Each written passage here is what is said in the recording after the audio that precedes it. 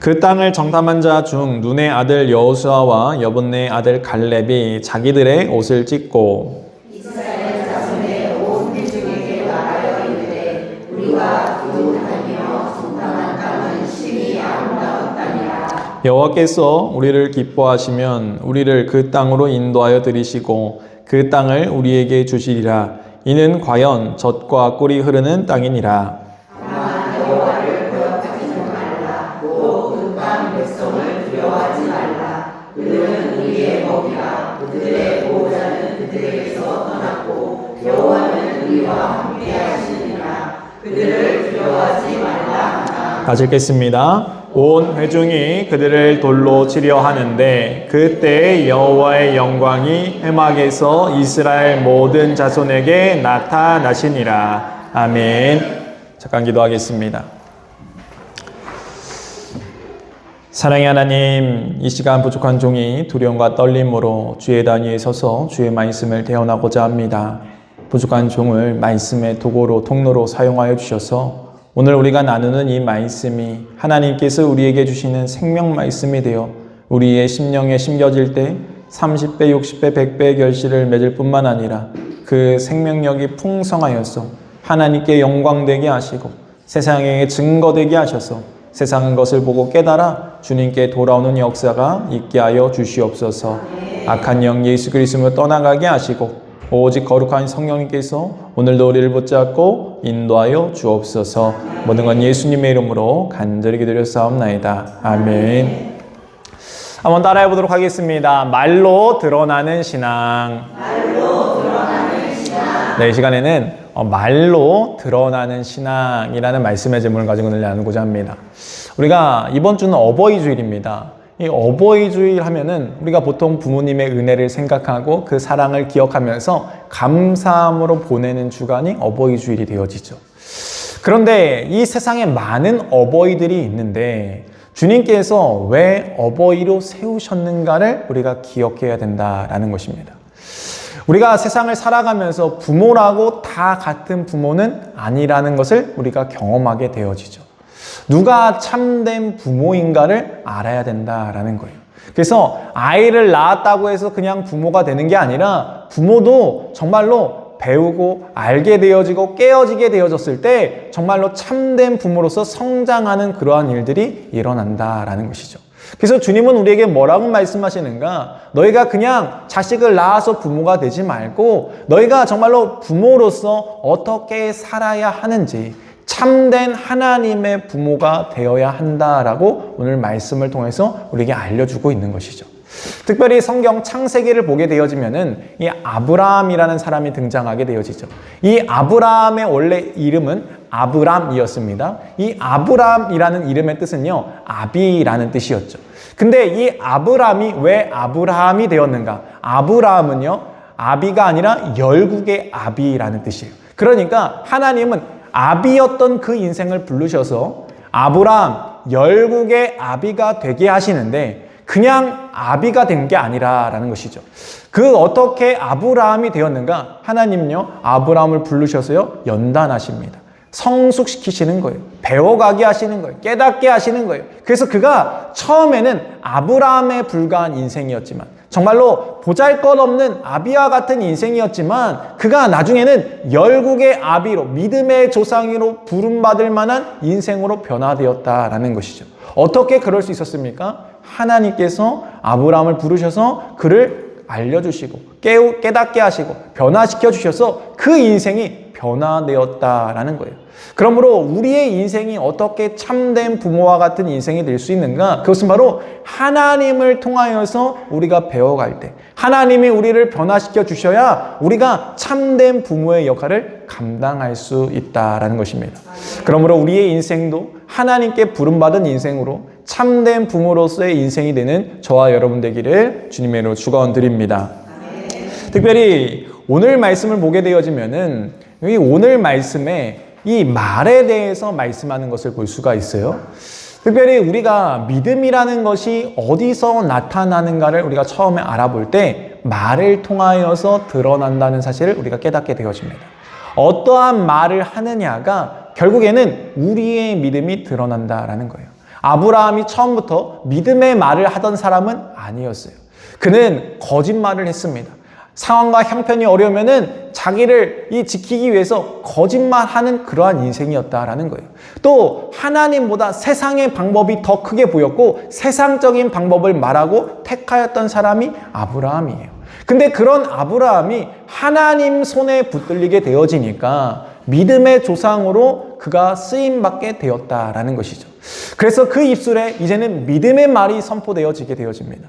여러분, 자녀들에게 가장 먼저 우리가 어떠한 말을 합니까? 우리의 말이 과연 믿음의 말입니까? 아니면은 그 원망과 불평 죽이는 말을 하고 있습니까? 여러분, 우리가 자녀들에게 말을 잘해야 된다는 사실을 우리가 잘 압니다. 그럼에도 불구하고 왜 우리는 이렇게 제대로 말하지 못하는가? 왜 이렇게 상처 주는 말을 하는가? 왜 이렇게 넘어지는 말을 하는가? 우리가 오늘 본문을 통하여서 깨닫고 변화되는 놀라운 역사의 길 주님으로 축원드립니다. 먼저 오늘 본문 민수기 13장 31에서 33절 말씀 보도록 하겠습니다. 민수기 13장 31에서 33절까지 말씀. 그와 함께 올라갔던 사람들은 이르되 우리는 능히 올라가서 그 백성을 치지 못하리라. 그들은 우리보다 강하니라 하고 이스라엘 자손 앞에서 그 정탐한 땅을 악평하여 이르되 우리가 두루 다니며 정탐한 땅은 그 거주민을 삼키는 땅이요 거기서 본 모든 백성은 신장이 장대한 자들이며 거기서 넷비림 후손인 아낙 자손이 거인들을 보았나니 우리는 스스로 보기에 메뚜기 같으니 그들이 보기에도 그와 같았을 것이니라. 아멘.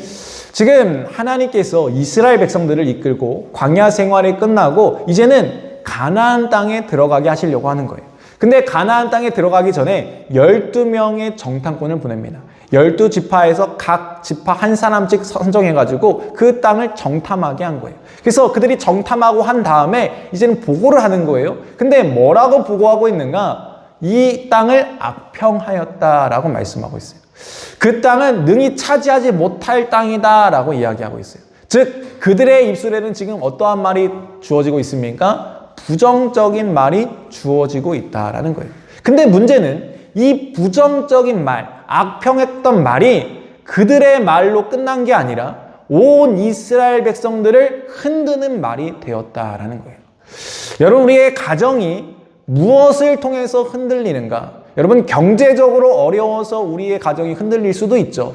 근데 그렇다고 해서 가정이 무너지진 않습니다.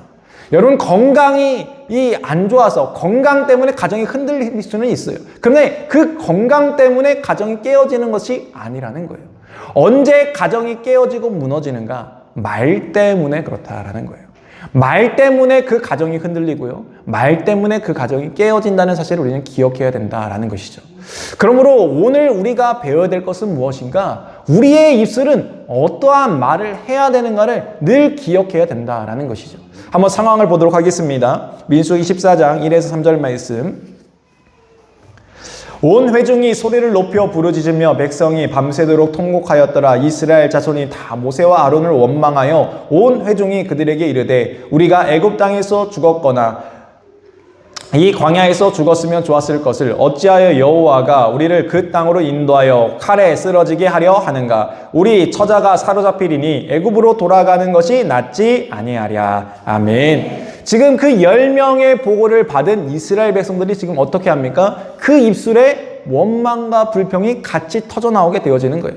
그러면서 차라리 애굽에서 죽었다면 좋았을 것을. 차라리 광야에서 죽는 것이 낫지. 우리가 왜 그 땅을 들어가서 왜 그렇게 고생해야 되고 어려움 당해야 되고 심지어 우리의 처자들을 왜 빼앗겨야 되는가? 이렇게 이야기하고 있다라는 거예요. 여러분, 지금 상황이 그들을 무너뜨린 게 아니에요.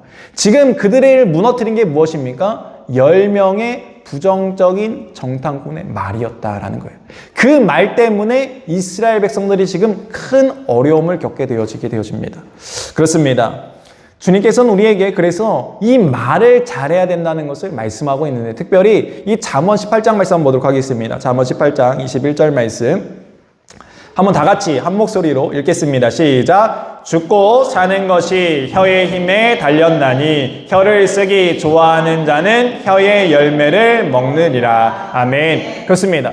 죽고 사는 것이 혀에 달려있다. 우리의 말에 달려있다라는 거예요. 그런데 중요한 것은 이 열매를 누가 먹는가? 본인이 먹게 되어진다라는 거예요. 그래서 내 입술을 통하여서 어떠한 말이 나아가는가가 너무나 중요한 것이죠. 특별히 잠언은요, 지혜서라고 불리는 성경이죠. 솔로몬이 쓴 성경입니다. 그런데 이 지혜가 어떠한 지혜입니까? 하나님께서 알려주신 지혜인데 우리의 인생 가운데 우리의 입을 통하여서 나가는 그 말을 너가 먹게 되어질 것이다 라고 주님은 분명하게 말씀하고 있다라는 거예요.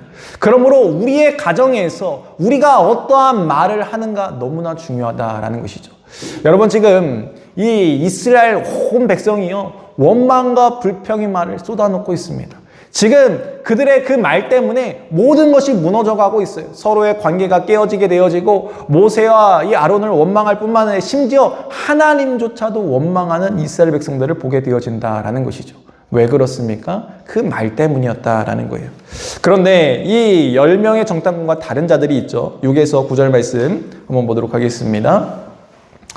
그 땅을 정탐한 자 중 눈의 아들 여호수아와 여분네의 아들 갈렙이 자기들의 옷을 찢고 이스라엘 자손의 온 회중에게 말하여 이르되 우리가 두루 다니며 정탐한 땅은 심히 아름다운 땅이라 여호와께서 우리를 기뻐하시면 우리를 그 땅으로 인도하여 들이시고 그 땅을 우리에게 주시리라. 이는 과연 젖과 꿀이 흐르는 땅이니라. 다만 여호와를 거역하지는 말라. 또 그 땅 백성을 두려워하지 말라. 그들은 우리의 먹이라. 그들의 보호자는 그들에게서 떠났고 여호와는 우리와 함께 하시느니라. 그들을 두려워하지 말라 하나. 아멘.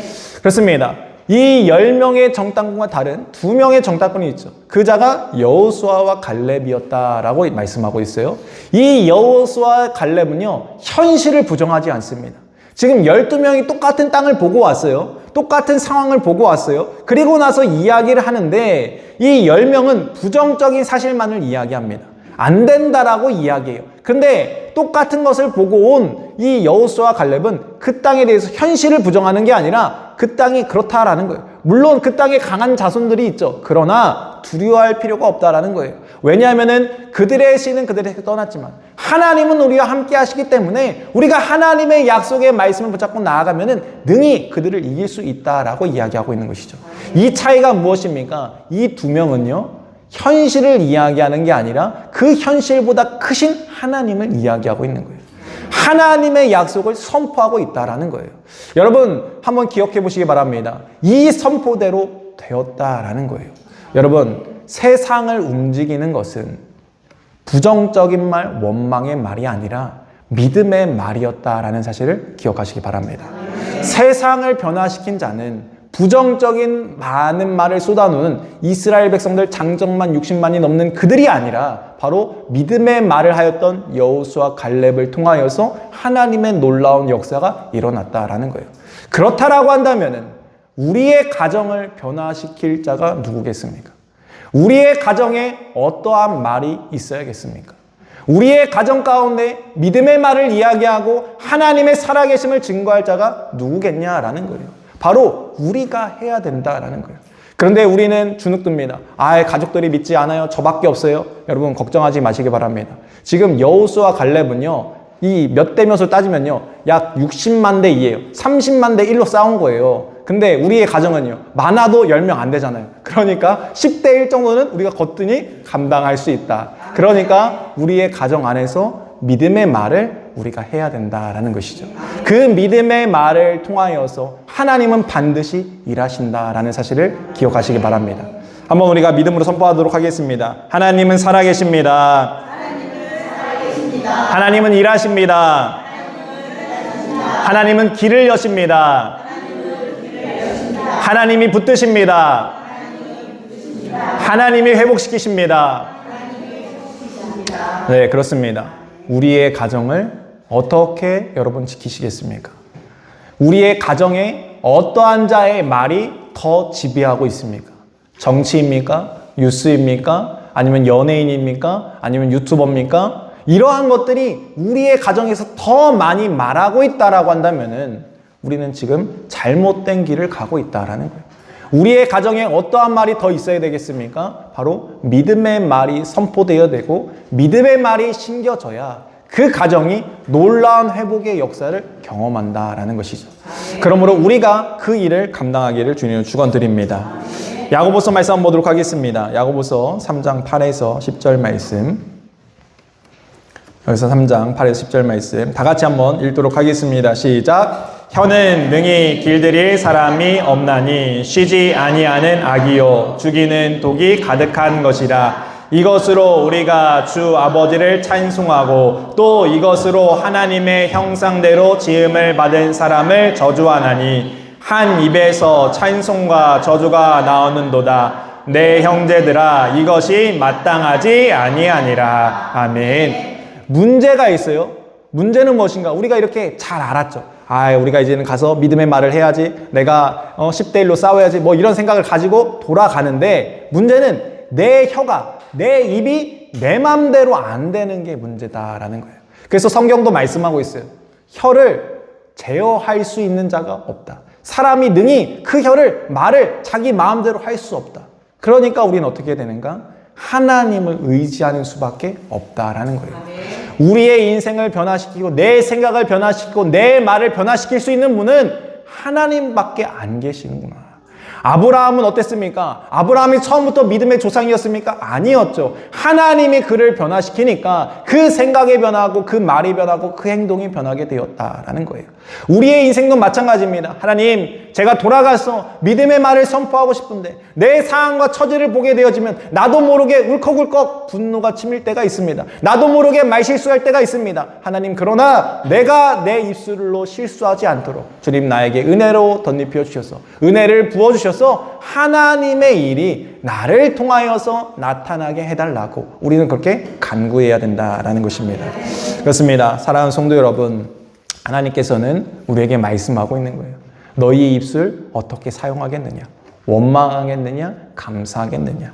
낙심하겠느냐? 믿음을 선포하겠느냐? 저주하겠느냐? 축복하겠느냐? 여러분, 우리의 입술이 하나님의 일을 말할 수 있는 귀하고 복된 입술 되길 주님을 축원드립니다. 그래서 우리의 입술을 통하여서 일하시는 그 하나님의 놀라운 은혜가 더욱더욱 우리의 삶에 부어지고 우리의 가정에 부어지고 이 교회 가운데 부어져서 바로 여호수아 갈렙을 통하여서 하나님의 놀라운 구원이 이루어졌던 것처럼 여러분의 그 믿음의 선포를 통하여서 하나님의 놀라운 구원이 우리의 가정과 이 교회 가운데 가득하기를 주님의 이름으로 축원드립니다. 다시 시간 찬양하고 기도하도록 하겠습니다.